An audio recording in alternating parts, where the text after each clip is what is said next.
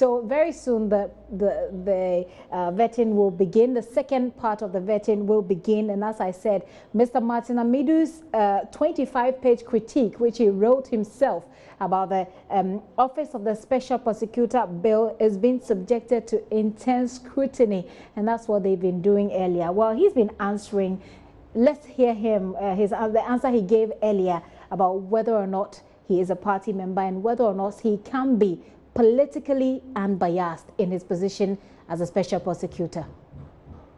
One doesn't need to resign. The Supreme Court has held that while you are a public officer, you cannot take part in party politics. I think it involved Dr. Ajay and Co. I did that case in the Supreme Court. So I don't need to. No, even when you are a potential public officer, you are supposed to exhibit neutrality. So I don't need to make a formal resignation of anything. It's by operation of law.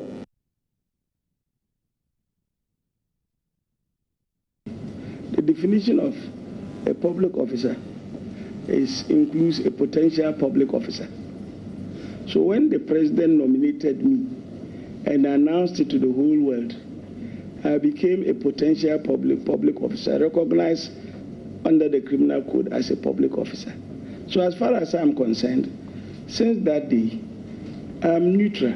That's why you've not heard my voice over the air saying anything, because I'm coming to an office which has to be neutral and impartial. Yes, I have been a leading member of the NDC. I will never regret it.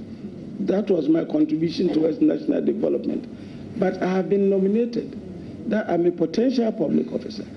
From that day, I have to maintain neutrality. That is what I'm maintaining. If you approve me and I'm sworn in, then I'll even be more bound.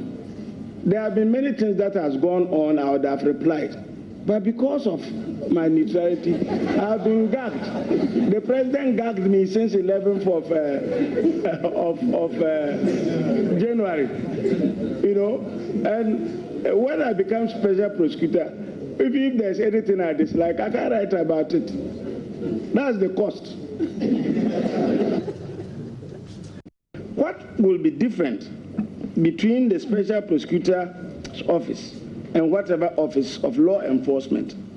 And the reason why I agreed to accept the nomination is that this is a new office. Corruption has done so much damage to this country. In the conflict resolution, it is called structural violence. It's an invisible violence that kills millions without anybody seeing it.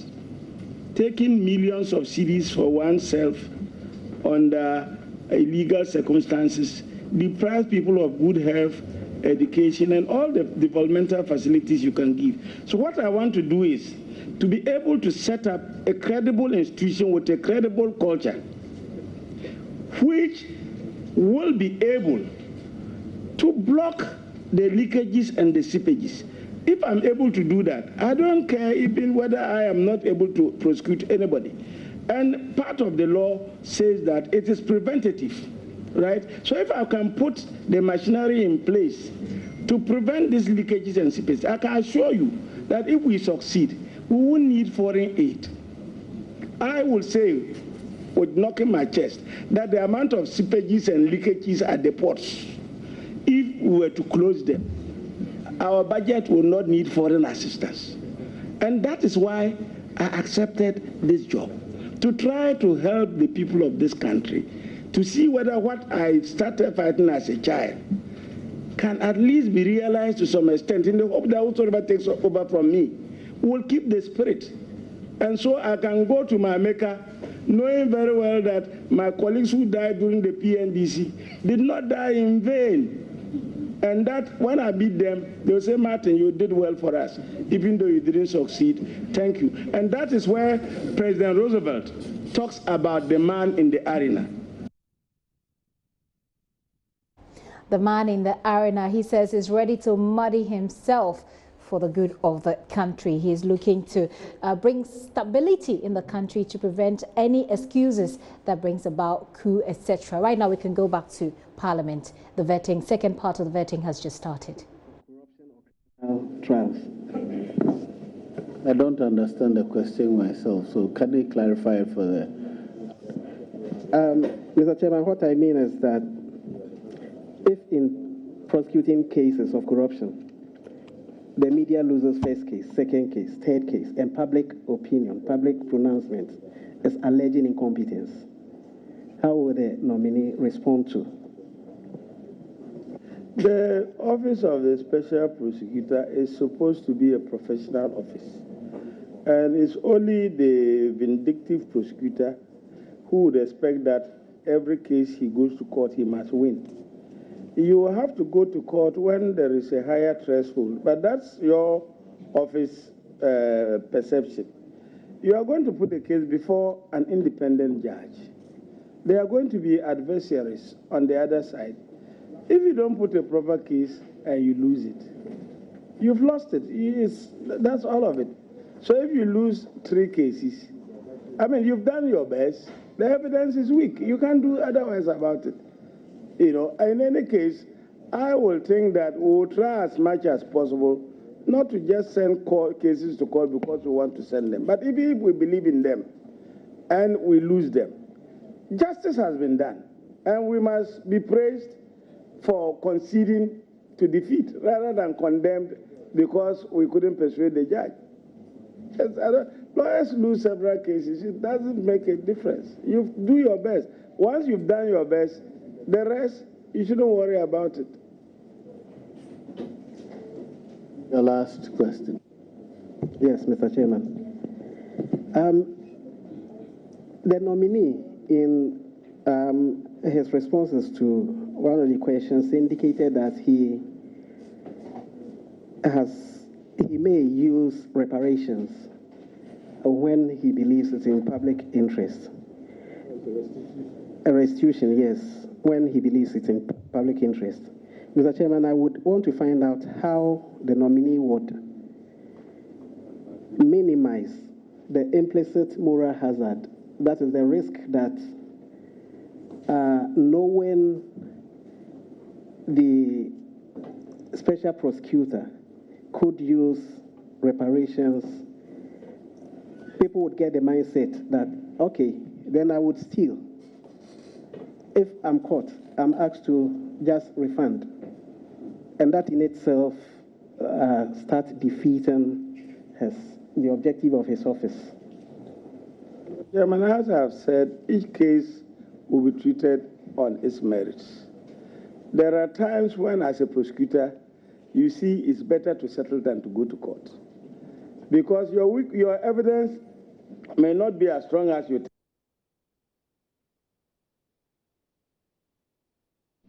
He might conclude that, look, it's better I settle, right? As a prosecutor, you may think that the nation is better off settling than going to court and losing. And that is why you don't do it alone, because you have to work as a collective. Your group must agree that, look, this case is better we settle than to go to court. There's no point going to court and losing the money. If taking the money will give you a better state, you will do it. So it's all a balancing act. I can't give you all the basic yardsticks that are required, but in the law books, there are standards for doing it, which will make it honorable and which others can uphold. Whatever you are doing, it is what other lawyers will believe is reasonable and credible you should do. Follow up? Okay, yes, one. Mr. Chairman, in case when he uses reparation, would he be open to a thinking that if, for example, we call triple penalty, 1 cedi stolen, you refund 3 cedis in such reparative measures? Would he be open to thinking like that? Penalty, like you stole something, you are refunding it, but are you refunding the exact amount or interest calculated for loss of public option to have used the money for investment? I cannot say it alone here, but it will depend on the circumstances of the case and the gravity of the offense. You know, these are factors which will come to inform. If a penalty may be imposed, the circumstances will show. It will show, depend on what we have been able to find out. you realize that in Nigeria, they found some monies.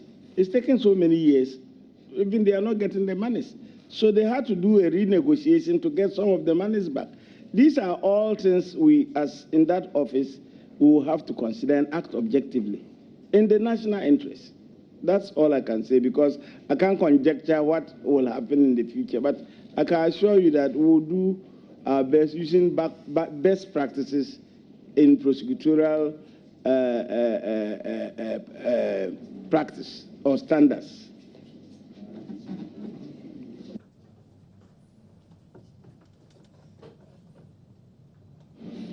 Yes.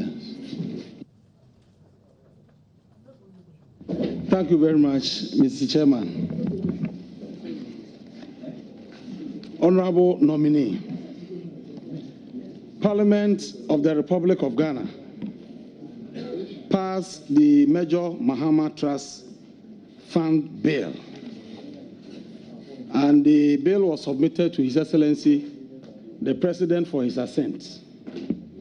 While the bill was waiting for the President to append his signature, you wrote under the title, Mr. President, think long before signing the Major Mahama Trust Act. And this was written on 13th of November, 2017. Mr. Chairman, with your indulgence, I would like to read some few paragraphs. Mr. President, the bill that Parliament passed for your signature suffers from several constitutional, legal, and policy defects that should have been conditions precedent to its enactment. Portions of the bill passed by Parliament for your signature are inconsistent with and contravene the 1992 Constitution in several material particulars. It also seriously undermines and puts to naught several provisions of the Armed Forces Act 1962, Act 105, as revised, and regulations made thereunder to compose and regulate the conduct of the Ghana Armed Forces. And in conclusion, you said, Mr. President, there is a tendency on the part of many politicians and political appointees to overplease every sitting president in whatever he says. Your wishes, when you state them, ought to be implemented in accordance with the due process of law, where feasible. I sincerely do not think the bill presented to you for signature meets constitutionality and due process of law. That is why I urge you to think long before you sign it. This was the letter, the article you wrote. And then on the, let me lay a solid foundation. Honorable. And on the 2nd January, I'm not asking the question. Yeah, and on 2nd January 2018, why we wanted to limit the President, in spite of this advice, assented to the bill.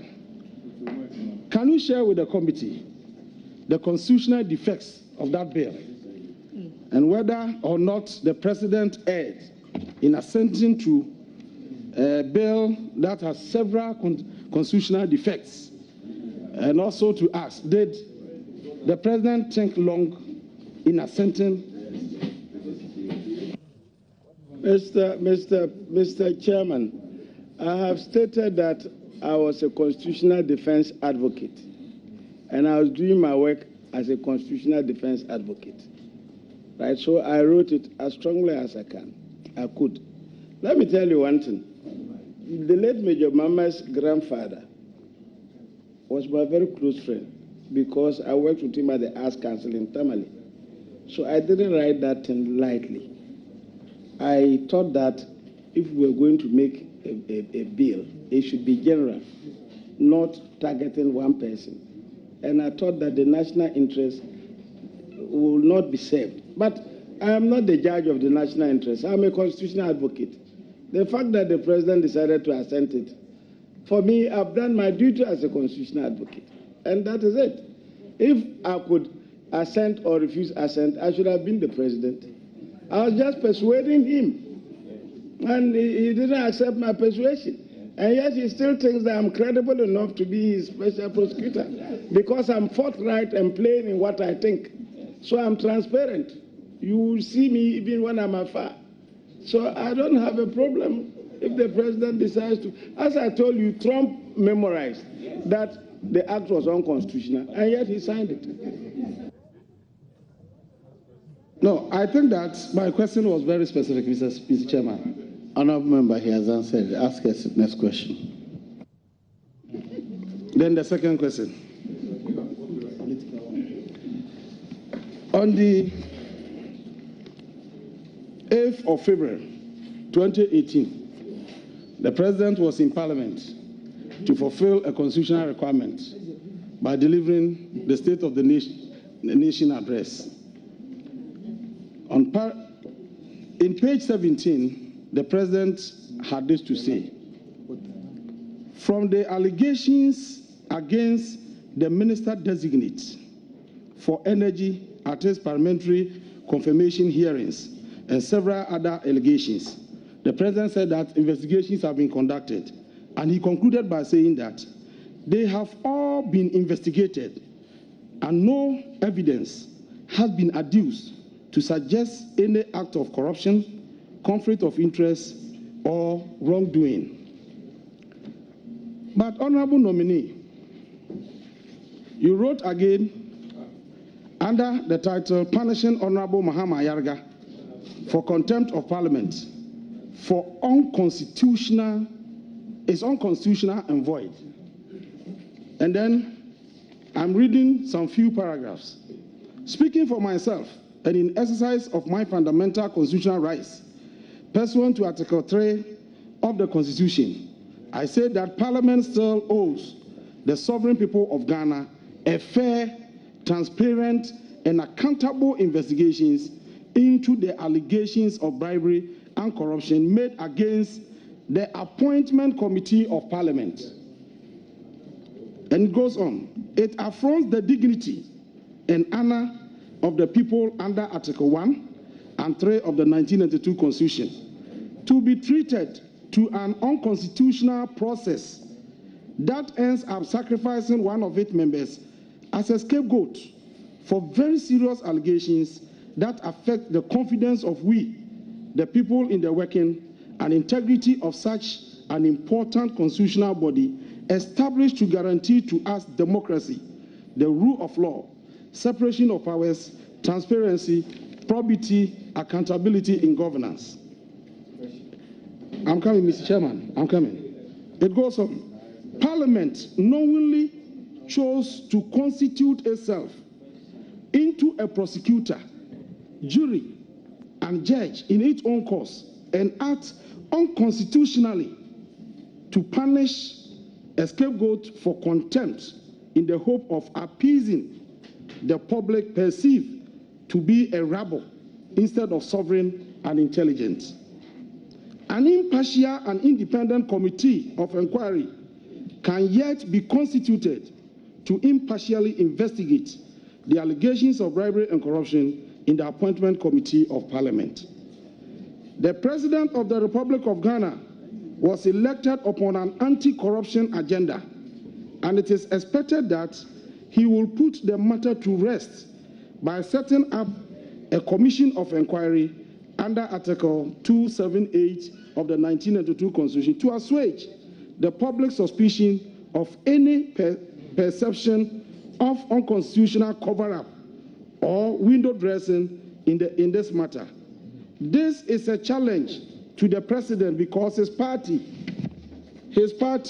the New Patriotic Party, on whose behalf he promised to fight against corruption, is the majority in the parliament against which the allegation of bribery has been made in the Appointment Committee, and which also supervise the unconstitutional investigations may the anti-corruption wishes of Ghanaians for changing the government on the polls of 7th December 2017 not be in vain.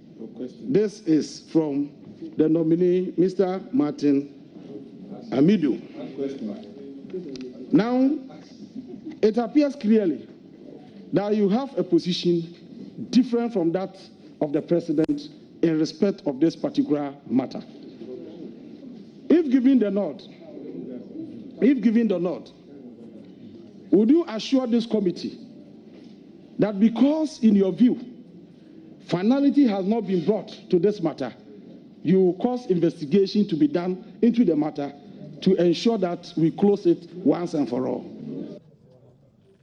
Mr. Chairman, the operative word he read, speaking for myself. That's the operative word. I was speaking for myself as an anti-corruption campaigner, and I was persuading the president to take my side.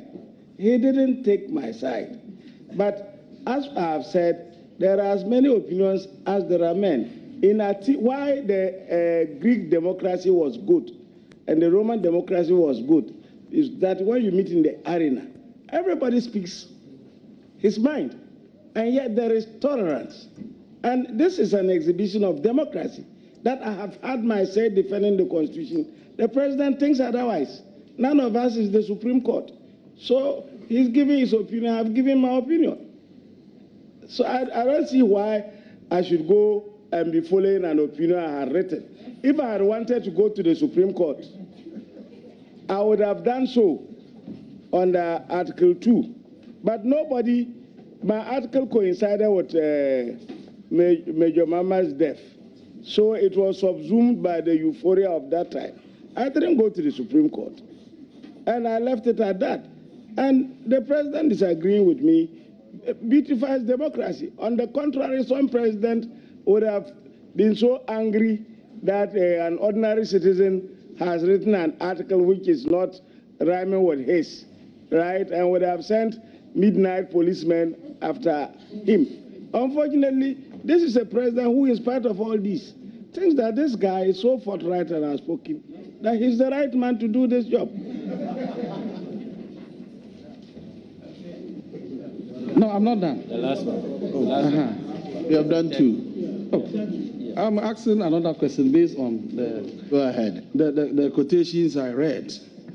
Can they reduce the length of quotation? No, I'm not quoting again. From what I read, you also described the process used by Parliament in resolving that matter as unconstitutional.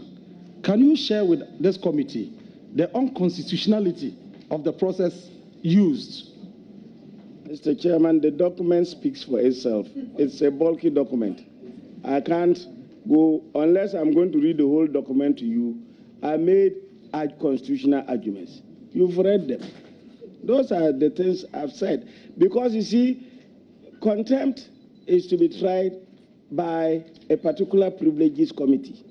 If you read the rules, and I've made that argument, that's my view.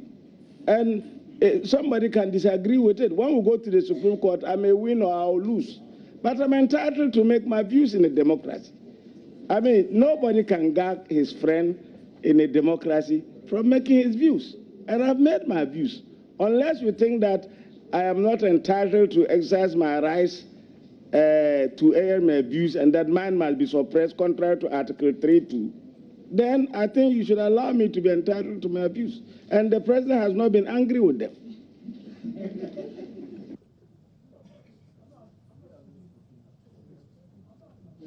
No, all right. You'll get your chance, please. Thank you very much, Mr. Chairman. And I'd like to take this opportunity to congratulate Mr. Martin Amidu for his nomination. My question is very straightforward. And in 2010, October, you acting as Interior Minister, ordered the interdiction of 4 fire officers, including the Chief Fire Officer at the time. Mr. William Brown Quay. You went ahead to justify the decision. Akwe, all right. You went ahead to justify this decision by saying that their interdiction was as a result of a thorough investigation from IOCO, which had uncovered irregularities in the procurement of fire equipment and other goods for the Ghana National Fire Service. You told CTFM on the 25th of October 2010 that a criminal docket had been built against them.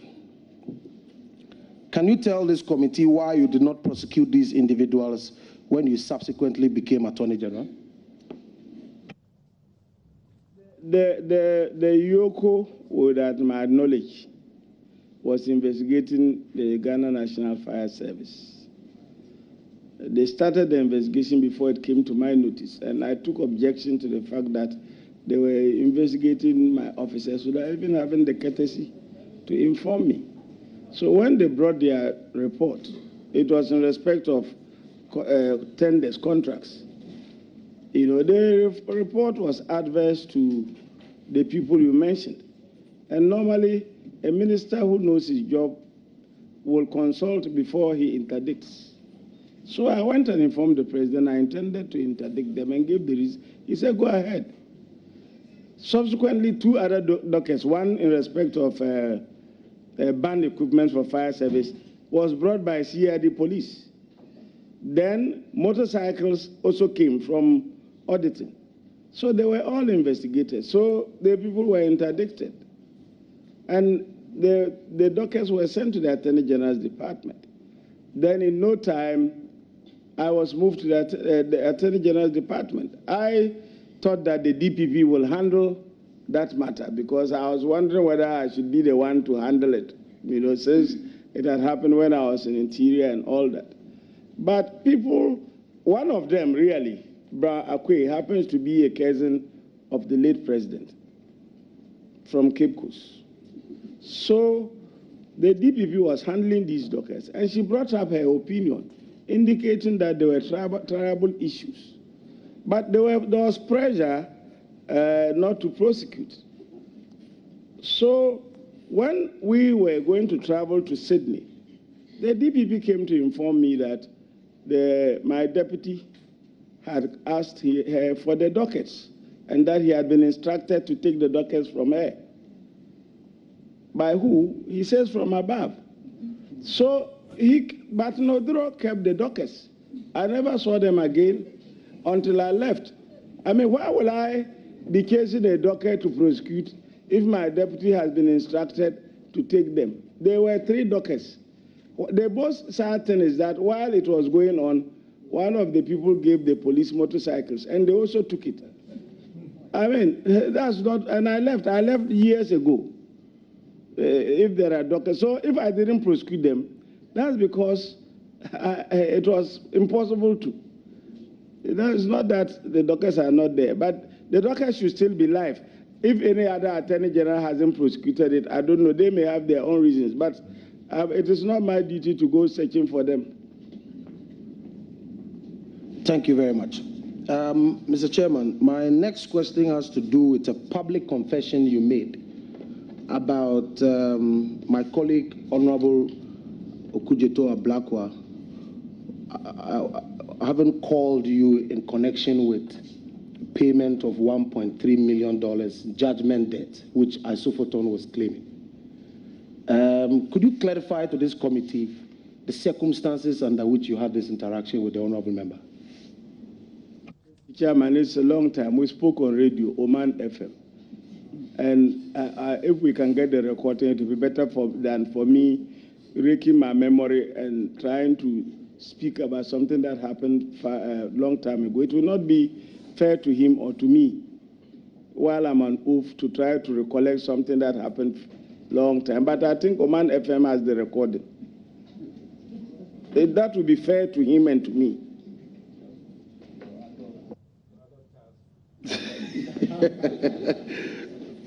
Okay, Mr. Chairman, I think that I'll stand down that question.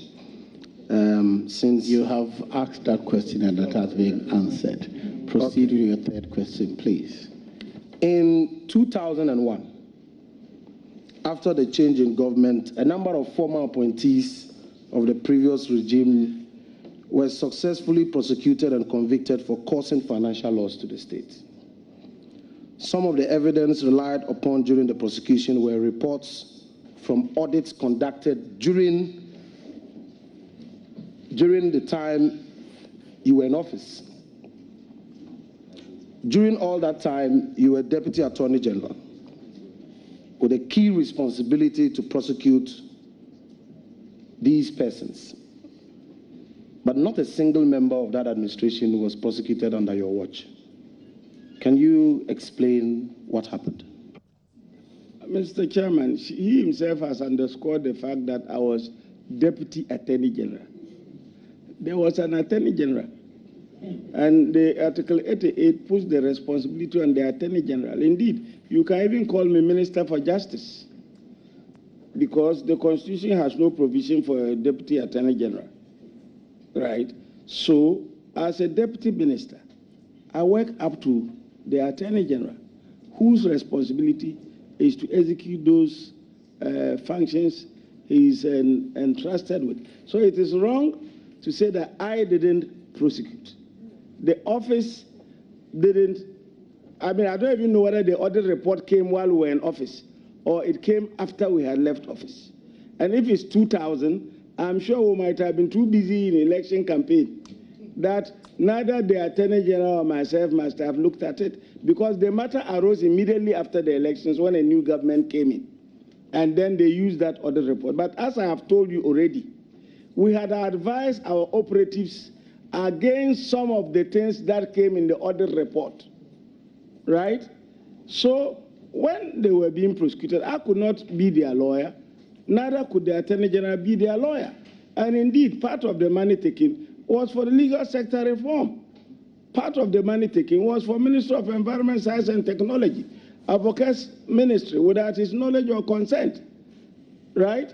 So there was nothing I could do about it when I was in office. In any case, as Deputy Attorney General, I handle a docket when the Attorney General says handle it conclusively.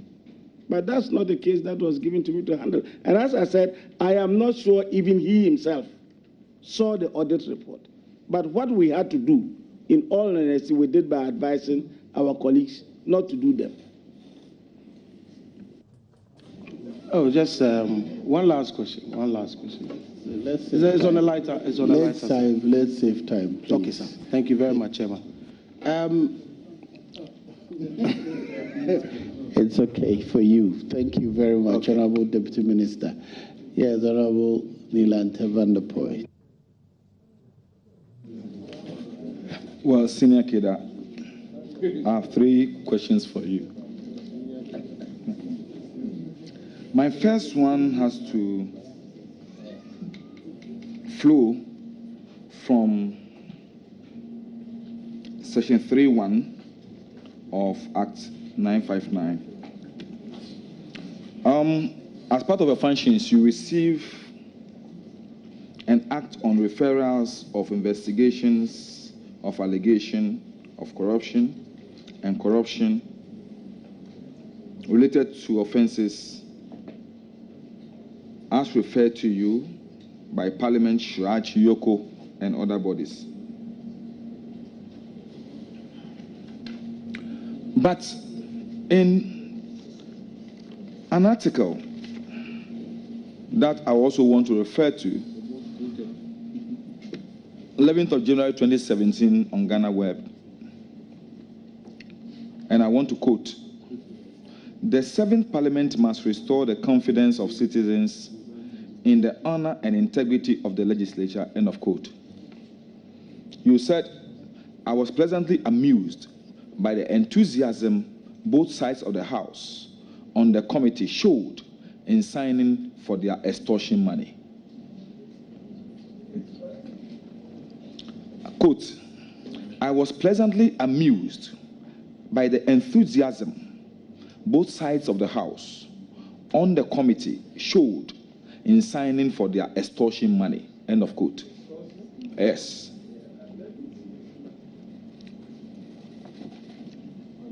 Oh. It's on the appointment committee issue. I have paraphrased it. Yes. But do you want me to have the full article here? Do you have the full article? Neil and Tevandapo, continue. Yes. Don't be distracted. Do you remember writing this article? Not in the way you have put it. Did you make any comments? I'm saying not in the way you have put it. Okay, but did you make any comments about the issue of perceived bribery among the appointment committee? I admonish the new parliament to make sure that it lived above suspicion. I did, but I don't remember word for word what you are quoting. That's why I asked for the article, But I don't deny that I did. And some of the members of parliament were not pleased about it. And I said that nothing I said affected the 7th parliament. I was talking about a parliament which had ceased to exist. Yeah, but my question has not come yet on this issue. Yes, I have the full article here. I'm going to say, if you're going to work with this organization, parliament, you have to come and we have to make referrals to you. The same thing applies with your serious critique on Tiger Eye. That's Anansi Aremeyao Anansi's group. You even impugn on the integrity of the organization. You call them lies, fraudulent, and all this. If you have to work with these organizations and you have such a level of distrust with them, how are you going to cooperate in ensuring that you enhance the office you're going to hold? Look, Mr. Chairman, Parliament is elected by we the people to represent us. And we are at liberty to critique it.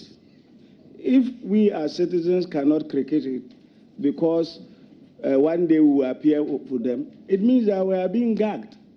I expressed my opinion about Parliament. I didn't hide it. I expressed it robustly and openly. So that doesn't mean I don't respect Parliament. I do respect Parliament. But as a citizen, I have a right to make comments, which I did very candidly.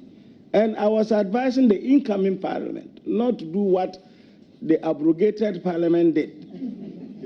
And I don't see anything really wrong with it. It's a constitutional defense mechanism to tell Parliament, don't do what they did. Chart a new path. Be a different... It may be well that there are old members of the old Parliament in this one, but that doesn't make this yesterday's Parliament. And I was admonishing this Parliament. That doesn't mean I cannot work with Parliament, but that also doesn't mean that when a member of Parliament is involved in a corruption offense, I will let him go. I mean, I have to be fair.